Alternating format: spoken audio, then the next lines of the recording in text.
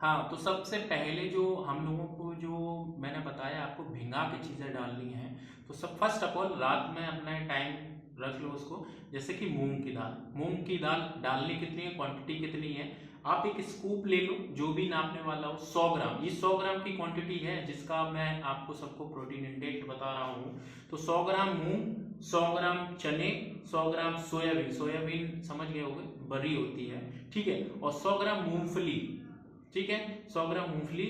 और रौसा, जो रौसा होता है वो भी डालना होता है, वो सब्जी में यूज करते हैं, शायद आप लोग सब लोग जो इंडियन है सब लोग समझते हैं हम लोग, ठीक है। इन चीजों को इंटेक करना है रात में।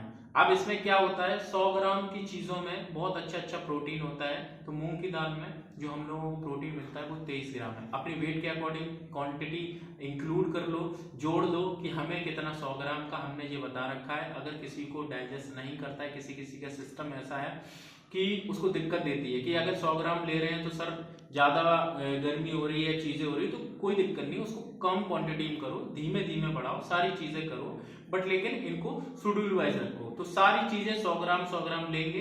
100 ग्राम मूंग की दाल में हम लोगों को 23 ग्राम प्रोटीन मिलता है, ठीक है। 100 ग्राम सोयाबीन में हम लोगों को 52 ग्राम प्रोटीन इंटेक होता है।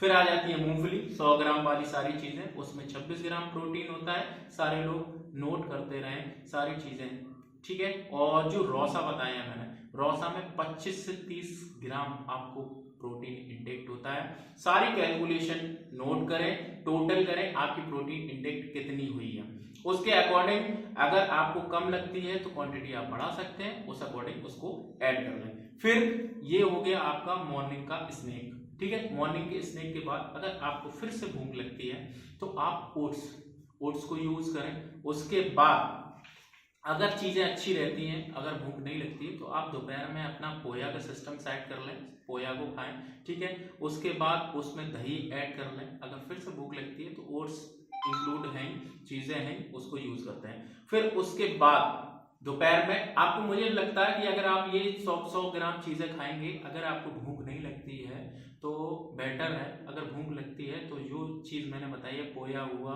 पनीर हुआ, ओट्स हुआ, इसको इंक्लूड कर सकते हैं दोपहर में। रही बात दोपहर का भी हो गया, अब भूख नहीं लग रही है और शाम को कर रहे हैं, चीजें कर रहे हैं, फिर शाम को क्या होता है, फिर से अगर भूख लगती है, चीजें लगती हैं, तो आप 100 ग्राम पनीर इंटेक्ट कर सकते हैं, दलिया इंक्लूड कर सकते हैं, और या तो ओट्स, ठीक है, या दही रात में नहीं खाएंगे। आपको अगर भूख लगती है ये सारी स्नैक खाने के बाद मॉर्निंग में, तो आप सुबह ही दही ऐड करेंगे, सारी चीजें करेंगे, उसका शेड्यूल यही रहेगा।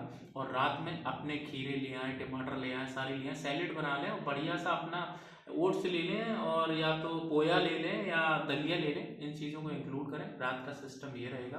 पूरा शेड्यूल सुन लो, सारी चीज़ें सुन लो, और अपने अकॉर्डिंग जिसको जितनी भूख लग रही है, जिसको सारी चीज़ें लग रही हैं, वो थोड़ा सा इंक्लूड अपने अकॉर्डिंग कर सकता है। और नहीं आ रहा है तो अपने ट्रेनर से पूछो, किसी से पूछो, मेरे कमेंट करो, मैं आपको सारी डिटेल्स बताऊंगा किस में क्या प्रोटीन होती है, कितने ग्राम होती है। मेरी सारी वीडियोस हैं, उनको जाके देख लो किस में कितने ग्राम होती है। मैंने इसमें वीडियो इसलिए ज़्यादा शॉर्ट कर रहा हूँ क्योंकि आप लोगों को टाइम नहीं होता है, क्योंकि आपके पास 10 चीज़ें होती हैं, तो ये चीज़ें इंक्लूड कर लो। और बाकी बताते रहना, कमेंट करना। Thank you so much.